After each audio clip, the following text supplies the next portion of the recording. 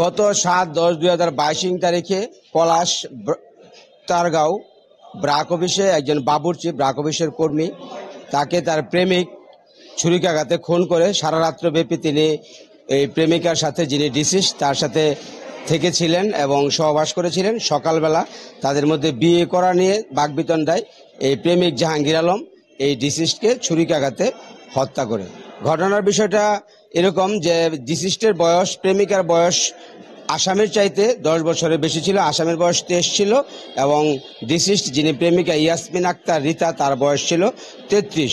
এই অধিক বয়সের কারণে প্রেমিকাকে বিয়ে করতে রাজি না হয় এক পর্যায়ে তিনি ছুরিকাঘাতে তাকে প্রেমিকাকে হত্যা করেন। এই হত্যা মামলাটি দায়েরের পর আমাদের অতিরিক্ত জেলা ও দায়রা জজ আদালত আনম ইলিয়াস সাহেবের কোর্টে যখন বিচারিক আদালতে আসে, বিচারিক আদালত গত 10-3-2024 তারিখে আসামিকে অভিযোগ করে শোনালে আসামি নিজেকে নির্দোষ দাবি করে। পরবর্তীতে মাত্র 7 কার্য দিবসে আমরা 15 জন সাক্ষীর রাষ্ট্রপক্ষ থেকে উপস্থাপন করি এবং আসামি পক্ষ থেকে এই 15 জন সাক্ষীকে জেরা করা হয়।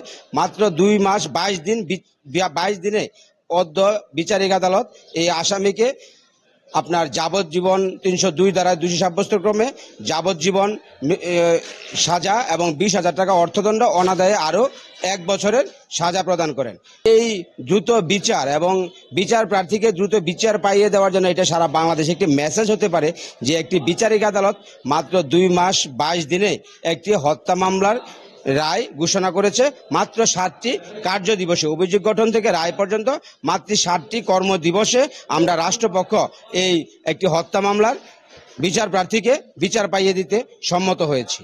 এই মামলার বাদী ডিসিস্টের যিনি ভাই, ডিসিস্টের ভাইয়ের নাম হচ্ছে আপনার রাজু মিয়া। তিনি এজাহারকারী হয়ে তিনি পলাশ থানায় একটি নিয়মিত মামলা রুজু করেন।